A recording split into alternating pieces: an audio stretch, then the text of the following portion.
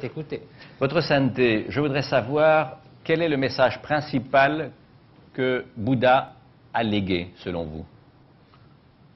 I think non-violence, Je crois que c'est surtout un message de non-violence, tolerance, la tolérance. based on compassion, Une tolérance qui s'appuierait sur la compassion respect others. et le respect d'autrui. I think that's the. Je crois que I think c'est main, son principal message. Quel regard portez-vous sur le monde d'aujourd'hui, qui est un monde matérialiste, qui est un monde hyper actif? Quel regard portez-vous? Yes, material itself. Oui, enfin, le monde est matérialiste, il est matériel lui-même, mais en soi, on ne peut pas s'y opposer. It bring, I think, much comfortable. Il faut reconnaître que le matérialisme nous a apporté quand même un certain confort, certaines bonnes choses. It provides mainly, I think, Le matérialisme nous apporte, disons, un confort donc matériel, comme son nom l'indique, et nous en avons bien besoin. So the thing is, the material Donc en soi, development le matérialisme alone certainly not sufficient n'est pas une mauvaise chose. En tout cas, c'est for une human life. partie nécessaire, mais non suffisante, bien sûr, And therefore, à l'épanouissement de l'homme. while we are Alors, cela making étant, progress, material progress, le monde progresse, en tout cas sur le there's plan no point matériel, to neglect about mais our il ne faudrait inner pas spiritual pour quality. autant négliger nos qualités spirituelles. Now, here is a spirituality, Alors, not necessarily with lorsqu'on faith, parle de spiritualité, il ne s'agit pas nécessairement d'une d'une foi religieuse, mais simplement become, l'idée de se cultiver un peu ou d'entretenir, d'accroître même si possible, une certaine qualité humaine.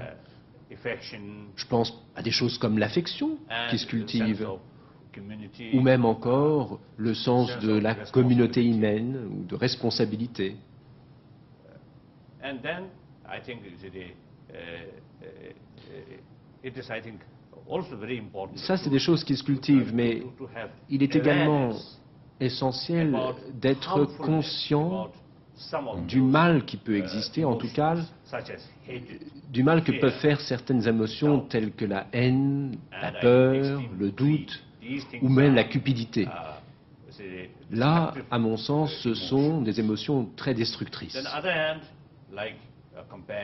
Puis en contrepartie, des émotions telles que la compassion ou le pardon, là, à mon sens, ce sont des compassions constructives. Donc il y a dans les émotions du positif comme du négatif. Et en fait, tout cela se rejoint. Lorsque l'on parle de l'esprit, des émotions, cela recouvre beaucoup de choses. Il y a dans ces choses des aspects positifs et d'autres négatifs. Alors, que l'on soit croyant ou non, finalement nous avons tous en nous des émotions, nous portons des sentiments, et je crois que ce qui est essentiel, c'est de pouvoir faire le tri parmi ces milliers d'émotions qui nous habitent et voir ce qui est positif et ce qui est négatif. Et puis, en fonction de cela, essayer à partir des choses positives qui sont en nous, essayer de les augmenter et puis au contraire réduire celles qui sont négatives, les réduire. Donc, ceci nous permet de cultiver notre esprit. Je crois que ça, c'est une démarche positive que nous pouvons faire pour nous cultiver et nous améliorer. En tant qu'être humain, nous n'avons pas simplement un corps physique, mais également un esprit. Et là, il faut apprendre à nous connaître. En nous connaissant, nous atteignons une certaine sérénité. Je crois que c'est une des choses les plus fondamentales pour mener une vie heureuse et avoir une famille heureuse autour de soi. Je crois que ce sont des choses relativement simples, mais qui sont présentes pour tous. Et je crois que c'est une technique toute simple. Pour pouvoir rester bien, eh bien, il faut essayer de développer et entretenir cette sérénité. Lorsque l'on se heurte à l'adversité, eh bien, il faut avoir en nous cette technique pour y faire face. Quelque chose qui me frappe dans vos déclarations, c'est qu'on a l'impression que vous considérez que le bouddhisme n'est pas bon pour tout le monde et que quand on a une spiritualité issue de la civilisation chrétienne, une autre issue de la civilisation musulmane, eh bien, vous dites, restez dans votre sphère d'influence intellectuelle, vous ne cherchez pas à débaucher des gens pour qu'ils rentrent dans le bouddhisme. C'est exact?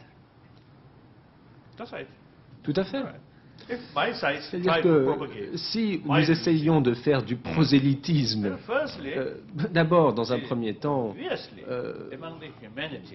de toute évidence, on se heurterait à tellement de choix possibles dans l'humanité que pourquoi nous plutôt qu'un autre? Il y a des systèmes qui fonctionnent bien. Pour certains peuples, il y a une religion telle que, je ne sais pas, le christianisme ou l'islam ou le judaïsme, qui sont essentiels finalement pour leur vie. Ils ont une idée d'avoir un créateur tout-puissant, et puis si ça fonctionne pour eux, eh bien très bien. Alors il y a toute une variété de religions qui existent. Pourquoi prétendre que la nôtre soit meilleure que les autres? Nous ne savons pas finalement ce qui convient le mieux à quelqu'un. Je crois que c'est à chacun de voir ce qu'il préfère. Et puis, encore une fois, si nous essayons de propager notre religion, et si tout le monde essaie d'en faire autant, eh bien, tôt ou tard, on se heurte à un conflit. C'est inévitable, ça, ce serait regrettable. Vous n'aimez pas les religions conquérantes, vous aimez mieux les comportements pacifiques, c'est bien ça? Bien sûr. Je crois que mon idée de base, c'est de se dire que il faut voir ce que moi, ce que je peux apporter au bénéfice de l'humanité à partir de mon expérience et de ma religion. Plutôt que d'essayer de propager ma religion, j'essaie de voir ce que je peux apporter. Je vous